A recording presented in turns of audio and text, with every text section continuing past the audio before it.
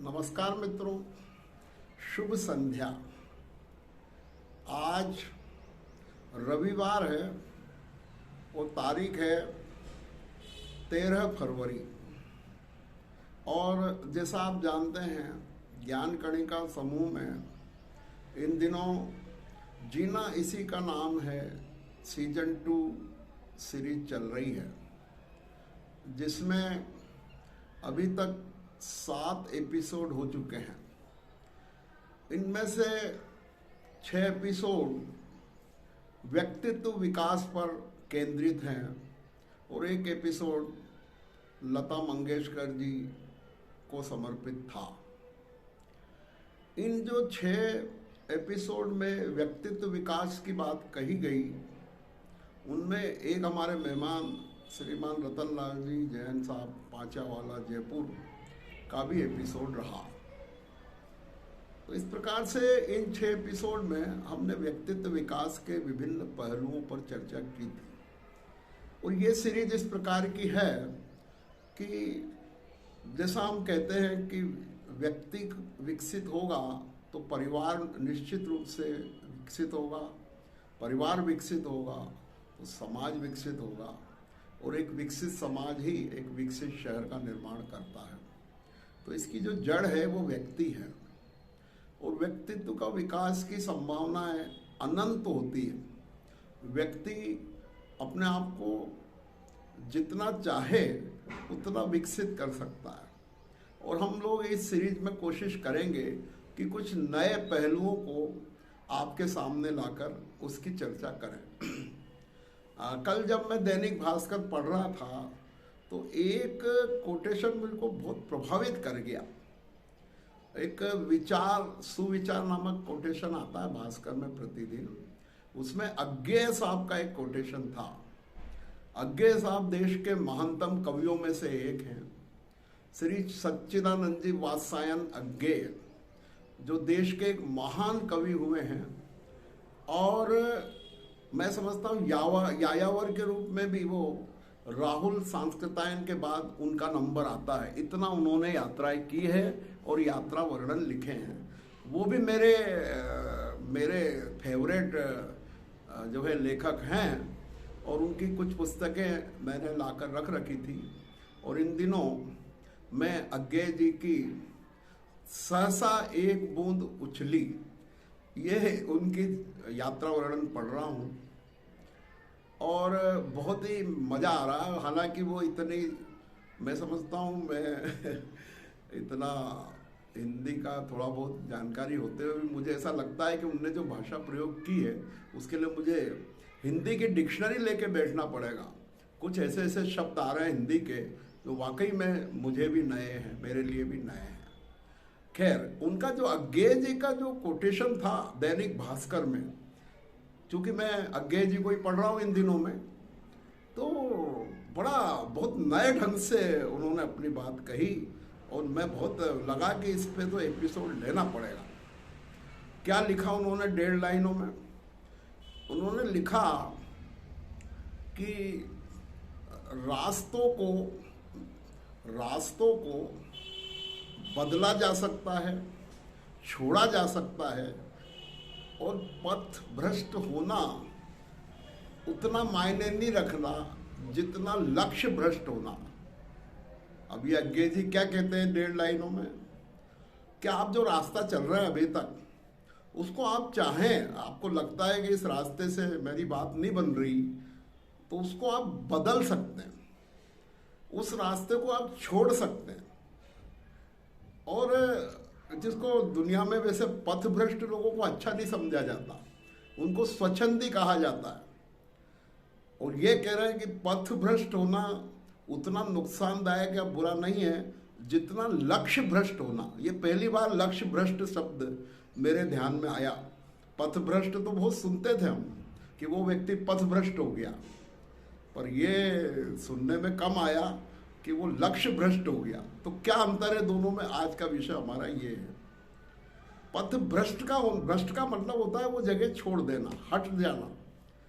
तो ये एक ऐसी विचारधारा है जो थोड़ी सी नई है, साहसी है, थोड़ी सी विचारोत्तेजक है कि हम पथभ्रष्ट हो जाए क्या साहब। लोग पूछ सकते हैं कि जिस पथ पर हम चले, हमारे पूर्वज चले हैं, वो पथभ्रष्ट कैसे हो सकते हैं हम। तो अज्ञे जी जो इतने महान दार्शनिक हैं, कवि हैं, यायावर हैं, यात्री हैं, आप पता है आपको, उनको भारत के 2 सर्वोच्च साहित्य सम्मान प्राप्त हुए हैं, साहित्य अकेडमी सम्मान और ज्ञानपीठ पुरस्कार। ये 2 बड़े पुरस्कार सर्वोत्तम माने जाते हैं साहित्यकार के लिए। तो ऐसे अज्ञे जी कह रहे हैं कि पथभ्रष्ट होने में कोई बुराई नहीं है। तो इसको कैसे समझें? देखिए, कोई भी मंजिल या लक्ष्य या टारगेट पाने के लिए रास्ता होता है, उसकी ओर जाना पड़ता है। तो इनका कहना है कि रास्ता अगर आपको आज के अनुकूल न लगता हो, रास्ते में कठिनाई आ रही हो, तो आप उसको बदल सकते हैं, संशोधित कर सकते हैं। बाकी यह है कि लक्ष्य बदलना नहीं चाहिए। यहाँ इसको सरल भाषा में यूँ कहे कि जैसे मान लीजिए इंदौर से दिल्ली जाना है, तो दिल्ली की डायरेक्ट ट्रेन जो है निजामुद्दीन एक्सप्रेस कह सकते हैं हम, वो सीधी दिल्ली की ट्रेन है। पर मान लो उसमें रिजर्वेशन नहीं है, रश है, सीट खाली नहीं है, तो आप क्या करेंगे? दिल्ली जाना छोड़ देंगे? दिल्ली जाना नहीं छोड़ना है, उसका अल्टरनेटिव तरीका आपको अपनाना पड़ेगा। अल्टरनेटिव तरीका क्या हो सकता है? आप यहाँ से भोपाल जाएं और शताब्दी एक्सप्रेस पढ़ के दिल्ली पहुँच जाएं, आप रतलाम पहुँच जाएं और रतलाम से दिल्ली का रास्ता पकड़ लें। अगर आपको इनमें भी कहीं नहीं मिल रहा है तो आप अपनी खुद की कार करके और दिल्ली पहुँच सकते हैं। तो यहाँ प्रश्न अज्ञे जी कहते हैं कि हमें दिल्ली नहीं भूलना, दिल्ली पहुँचना है, पर रास्ता बदल सकते हो, आप छोड़ सकते हो। छोड़ने की भी बात कहें, इसी उदाहरण में उदाहरण है ये कि अब आप चले और कोटा के बाद रास्ता रुक गया, निजामुद्दीन से आप जा रहे हैं, कोटा तक ही वो ट्रेन गई, उसके बाद रुक गई गाड़ी, तो आप उस रास्ते को छोड़ सकते हैं। कोटा से आप वाया ग्वालियर रुठियाई होते हुए दिल्ली पहुंच सकते हैं, गुना वगैरह होके। ये उदाहरण में इसलिए तो एक सामान्य बात कही जो हम सबको पता है। मेरा ये कहना है कि हम अपने धार्मिक क्षेत्र में, सामाजिक क्षेत्र में, पारिवारिक क्षेत्र में, राजनीतिक क्षेत्र में भी रास्ता बदल सकते हैं।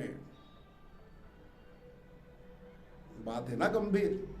रास्ता बदल सकते हैं बशर्ते मंजिल न बदलें। जैसे एक कोटेशन है जो वो भी मेरे को बहुत अच्छा लगता है कि अगर आपको अपने लक्ष्य की प्राप्ति के लिए बहुत कठिनाई आ रही है, लक्ष्य मिल ही नहीं रहा है, तो आप लक्ष्य मत बदलिए, आप तरीका बदलिए। तो ऐसे ही मेरा कहना है। अब जैसे अब थोड़ी सी बात धार्मिक की जाए, तो धार्मिक क्षेत्र में आपको लगता है कि मेरा ज्ञान उतना नहीं कर पा रहा हूँ, मैं उतना आचरण नहीं कर पा रहा हूँ, उतना मुझे उसमें भी संतोष नहीं है, तो आप उसकी तलाश करिए कि किस प्रकार से मैं बेहतर तरीके से अपने आप को धार्मिक गतिविधियों में संलग्न कर सकता हूँ। मेरे लिए कौन सी चीज़ सूटेबल होगी? लक्ष्य तो वही रहेगा। धार्मिक लक्ष्य क्या होता है? राग द्वेष घटाना, कषायों को कम करना। अब वो किस तरीके से आपके कषाय कम होगी, उसके अलग अलग तरीके हैं। कषाय स्वाध्याय से कम होती है, कषाय ध्यान से कम होती है, कषाय तीर्थ यात्रा से कम होती है, कषाय प्रवचन श्रवण से कम होती है, कषाय अपने स्वाध्यायी मित्रों के साथ समय बिताने से कम होती है। अब उसमें जो आपको बेहतर लगे वो अपना लक्ष्य एक है, लक्ष्य में चेंज नहीं आना चाहिए कि मुझे किस प्रकार से मेरी क्रोध, मान, माया, लोभ आदि कषायें कम हो, ये धर्म का लक्ष्य। हमारे कर्म कैसे कटे, अब उसके तरीके देखिए अलग अलग होंगे, रास्ते अलग अलग होंगे, एक जैसे संभव नहीं है। ये बात है अज्ञे जी। ऐसे धार्मिक क्रियाओं में मुझे याद है पहले बहुत लंबी शादियां हुआ करते थे, 4-4, 5-5 दिन चलती थी, और उसके बाद पाहुणे जाते थे, वो 8 दिन चलते थे, वो एक अलग रास्ता था। आजकल तो मैं समझता हूँ वनडे प्रोग्राम हो गया, वनडे मैच हो गया, एक दिन में सारी गतिविधियाँ हो जाती है, और 1-2 दिन में पाहुणे हो जाते हैं, आधे दिन में ये हो गया हमने। पर लक्ष्य तो वही है ना, विवाह, पति पत्नी तो वैसे ही बनते हैं जैसे पहले बनते थे, लक्ष्य में फर्क नहीं आया, विधियाँ बदल गई। ये सामाजिक चीज लागू होगी। पारिवारिक चीजों में होता है, पहले सारे भाई बंद एक ही जगह रहते थे, एक व्यापार होता था, अब बदलाव आ गया। क्या बदलाव आया? एक व्यक्ति यहाँ नौकरी करता है, दूसरा दूसरे शहर में, तीसरे का अलग बिजनेस है, अलग अलग विचार है, पर उनका जो लक्ष्य है प्रेम से सहयोग से एक दूसरे को मानना, वो चेंज नहीं होना चाहिए। भले आप एक व्यक्ति यहाँ रहे और एक लंदन में रहे, उससे कोई फर्क नहीं पड़ता। तो अज्ञे जी की ये बहुत महत्वपूर्ण बात है कि हमें पथ भ्रष्ट शब्द तो खैर आपको पचेगा नहीं, पर पथ को आप बदल सकते हैं, पथ को छोड़ सकते हैं, नया पथ अपना सकते हैं, नया रास्ता अपना सकते हैं, पर लक्ष्य भ्रष्ट मत होइए। और लक्ष्य अगर आपके निगाह में है तो निश्चित है रास्ते का कोई बहुत ज़्यादा महत्व नहीं है। हमारे जितने हम उदाहरण देखेंगे उसमें विविधता मिलेगी आपको। व्यापार का उद्देश्य क्या होता है? हमें अपना माल सर्वोत्तम तरीके से बनाना और बेचना। उससे क्या होता है? प्रॉफिट होता है। तो लक्ष्य क्या हुआ? व्यापार का लक्ष्य क्या है? सामाजिक सेवा प्रदान करते हुए, समाज को कुछ प्रोडक्ट देते हुए लाभ कमाना।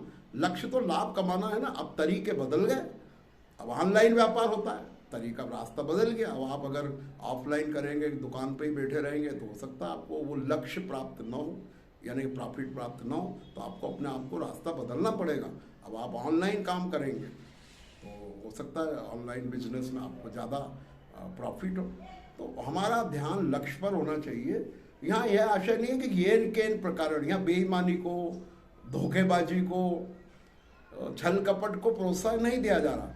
यहाँ रास्ता बदलने की बात है, यहाँ रास्ता छोड़ने की बात है। जो नया रास्ता अपनाया जाएगा वो भी न्यायानुकूल होना चाहिए, व्यवस्थित होना चाहिए, परंतु बदल सकते हैं। ये चीज़ अगर आप सोचना शुरू करेंगे तो मैं समझता हूँ आज का एपिसोड हमारा सार्थक रहेगा। बहुत बहुत धन्यवाद। जय जिनेंद्र, नमस्ते।